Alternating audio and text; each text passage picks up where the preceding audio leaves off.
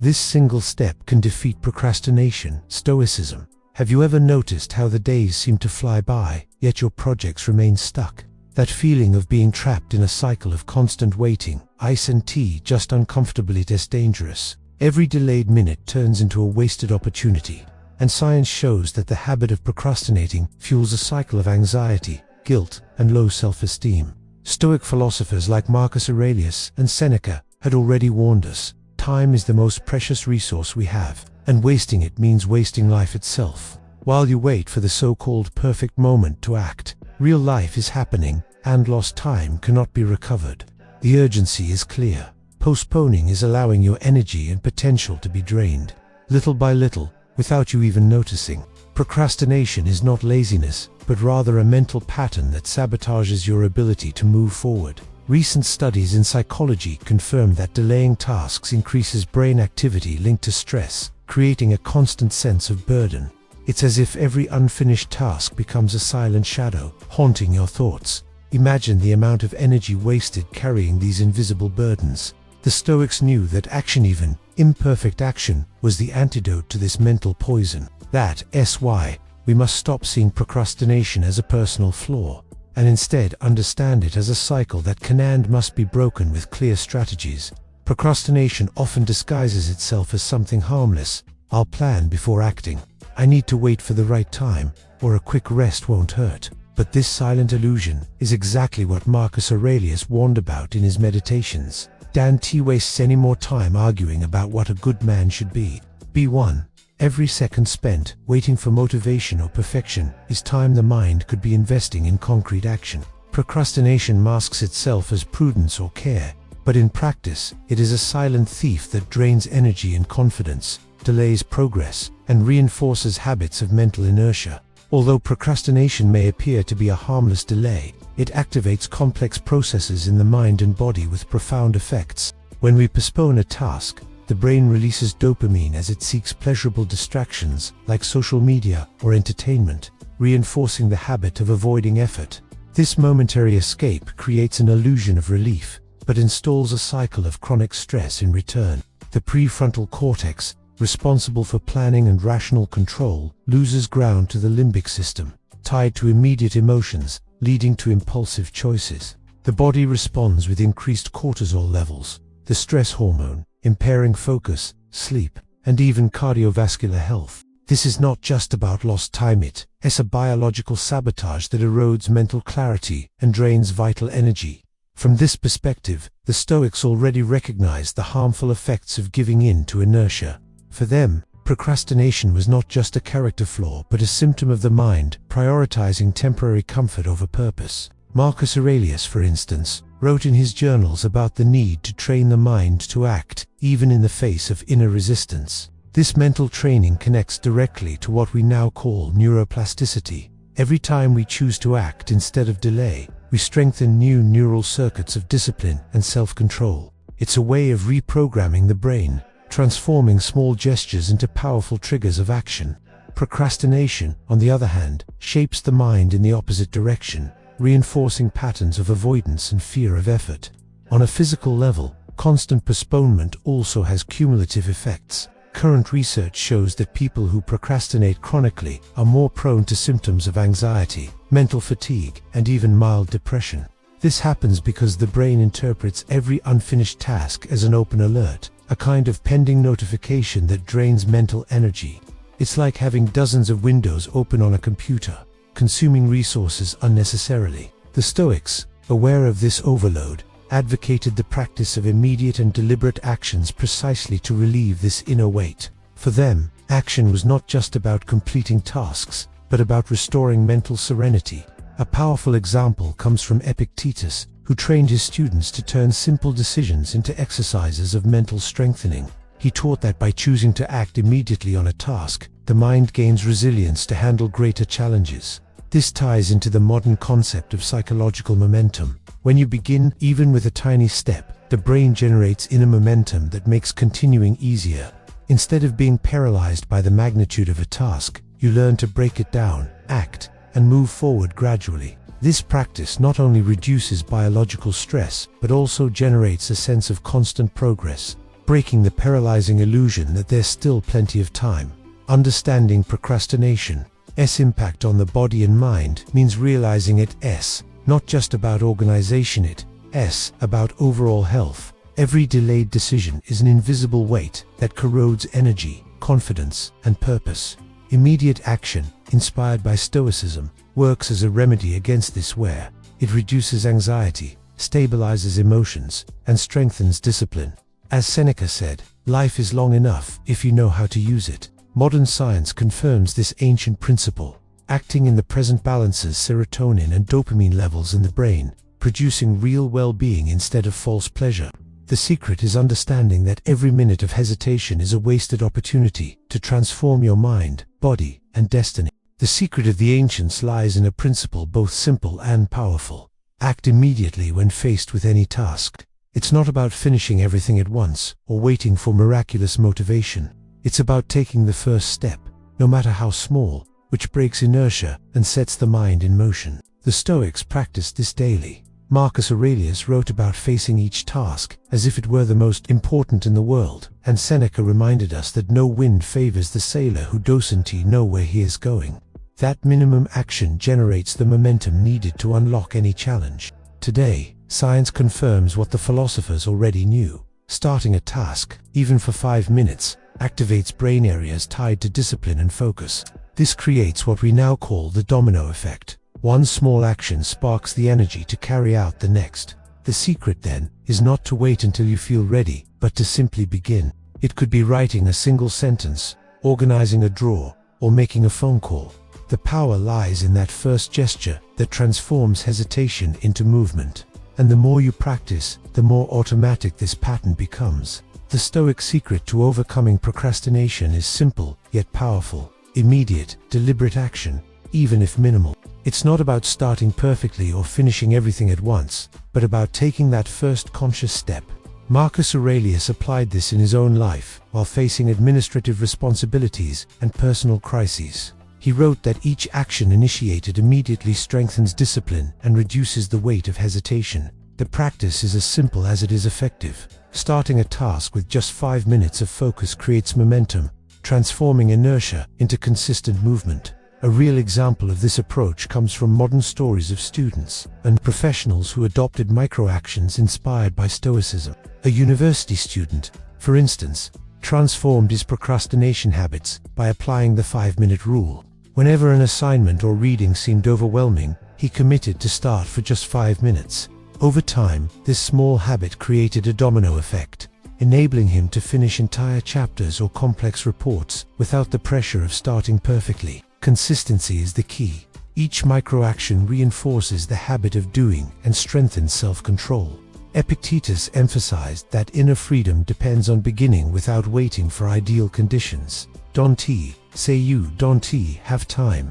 You have exactly the same number of hours in a day that were given to Epictetus, Marcus Aurelius, and Seneca. Applying this lesson means breaking tasks into small steps and immediately starting with the first one. For example, when facing a professional project, a practical approach would be to list all stages and begin with the simplest item, such as drafting a single introductory sentence, organizing files, or sketching an initial outline. That minimal gesture activates the brain for continuity, reduces anxiety, and creates a tangible sense of progress. Another way to consolidate the habit is through daily reflection on small victories. At the end of the day, recording micro-achievements, such as answering important emails, starting a report, or organizing part of the workspace, reinforces the mental pattern of immediate action. Professionals who practice this method report increased productivity, reduced stress, and greater mental clarity. Procrastination silently loses strength when every gesture is observed, valued, and repeated daily. The combination of micro-actions, consistency, and reflection creates a virtuous cycle that transforms hesitation into consistent execution, allowing anyone with discipline to turn time into an ally and achieve concrete results. By training the ability to start tasks immediately, the mind begins to associate movement with a sense of accomplishment. Each action completed, even minimal, creates a kind of reward circuit in the brain, reinforcing discipline and focus. The Stoic philosophers knew this intuitively. Seneca emphasized that the beginning is half of any undertaking, showing that the simple act of starting generates momentum and reduces mental inertia. Many people confuse laziness with procrastination, but science shows they are distinct phenomena, with different roots in the brain and behavior. Laziness is an absence of will to act, linked to conserving energy, a biologically normal response during exhaustion or lack of stimulation.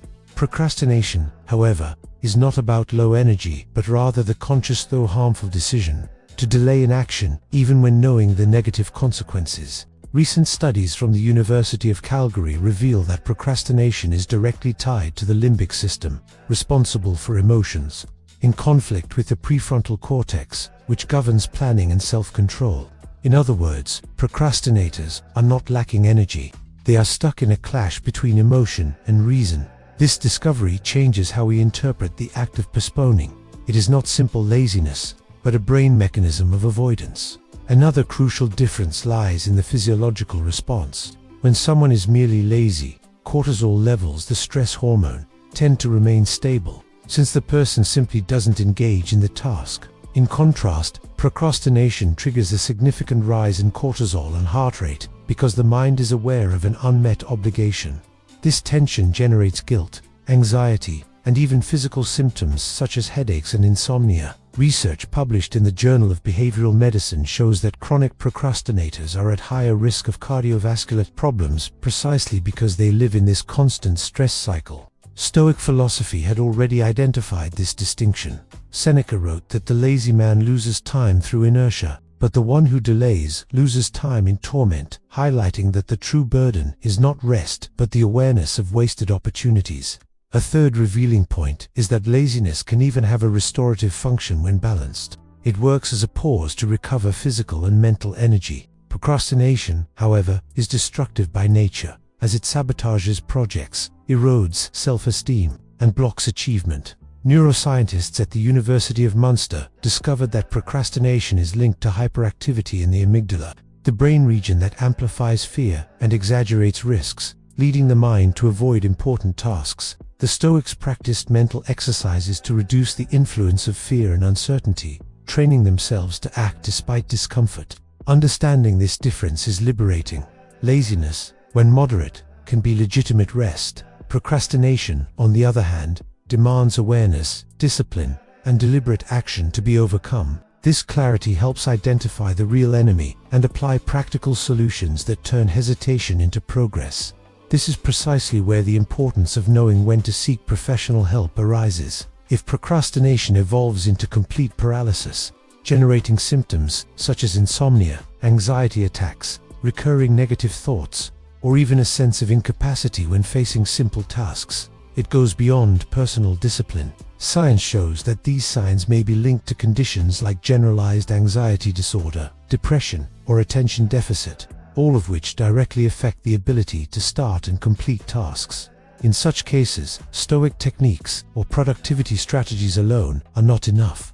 Professional medical or psychological support becomes essential. A specialist can identify chemical imbalances in the brain, propose specific therapies, and guide the use of clinical strategies alongside habit changes. Therefore, laziness is temporary rest, but procrastination is silent sabotage. Knowing how to distinguish between the two helps us handle each appropriately. But if constant delay is already compromising your mental health, your relationships, and your productivity, that is the warning sign to seek medical help. Never see this as weakness. On the contrary, it is an act of courage and wisdom, aligned with the Stoic spirit of acting according to reason. Taking care of your mind is taking care of your life, and admitting you need support is the first step to regaining control. Procrastination can be defeated, but when it takes deep root, the solution lies in combining discipline, philosophy, and professional guidance. After all, living fully requires conscious action, emotional balance, and, when necessary, the humility to ask for help. Evaluating which tasks were postponed and which mental patterns caused the delay allows for precise adjustments. Recording small victories in a journal or checklist reinforces the sense of control and creates a routine of consistency, making every step intentional and measured. Moreover, the first-minute technique allows you to start any activity for just 60 seconds, turning hesitation into momentum. By committing to micro-actions, the mind learns that starting dose and tea have to be perfect. It just has to be necessary, strengthening focus and mental clarity. Everyday examples prove that this practice works. Professionals who begin projects for only 5 minutes report that the initial action brings clarity, opens new ideas, and makes continuity easier. A student, for example, by opening just one research tab or writing an initial paragraph, activates the mind and triggers real progress.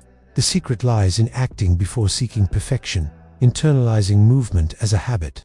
By integrating this practice into daily life, each gesture becomes deliberate, and procrastination silently loses power. The cycle of delay breaks naturally, allowing complex decisions such as planning projects or resolving conflicts to be faced with agility and confidence. The strength of the single step lies in breaking down big tasks into small, immediate actions. Marcus Aurelius applied this by dividing his political and personal responsibilities into minimal daily acts, maintaining consistency without overload. Today, professionals use similar methods. For example, when preparing a presentation, simply listing topics or sketching an outline already activates productivity.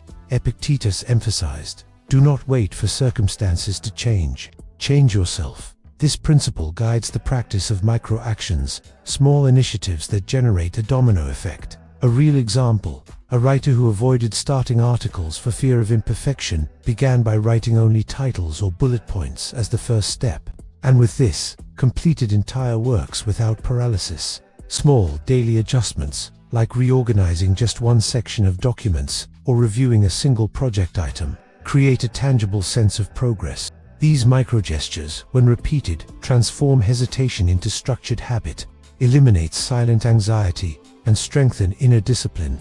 Another method is to set immediate rewards for each micro-action. A manager who gives himself a 5-minute break after completing a minimum task reinforces positive behavior, generating pleasure associated with action and boosting motivation for the next activities. The consistency of these micro-actions teaches the mind that movement generates progress, creating an automatic execution pattern. As a result, tasks once feared or postponed start being faced naturally, consolidating Stoic discipline in everyday life. Procrastination often arises from discomfort or fear of failure. The Stoic philosophers understood that preparing the mind emotionally is essential to begin acting.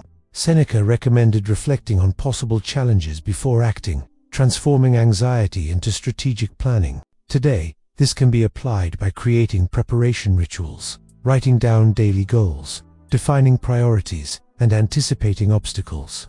An entrepreneur who plans micro-tasks for each stage of a project reduces inner resistance and maintains emotional control, facing tasks with confidence. Breaking down large projects and using strategic breaks also helps maintain focus. For example, dividing a long report into 15-minute sections prevents mental overload and creates natural momentum. The Stoic principle is clear: conscious action overcomes emotional hesitation. This preparation strengthens discipline without demanding extreme willpower. Each micro-step completed becomes concrete evidence of one's own capacity, reinforcing self-confidence and creating a virtuous cycle of productivity and emotional control. Finally, this approach ensures that complex tasks and long-term decisions are faced with clarity. The mind learns that postponing is not inevitable, but a choice that can be transformed into deliberate and consistent movement. Now that you understand the importance of immediate action, it is time to apply the single step. Choose one task you've been delaying and take the first concrete action, even if minimal. A professional might start by filling in just the first line of a spreadsheet. A student, by writing the title of a paper. What matters is to begin. Breaking tasks into minimal steps makes continuity easier. Writing a paragraph, reviewing a project item, or answering a priority email creates momentum that triggers real progress.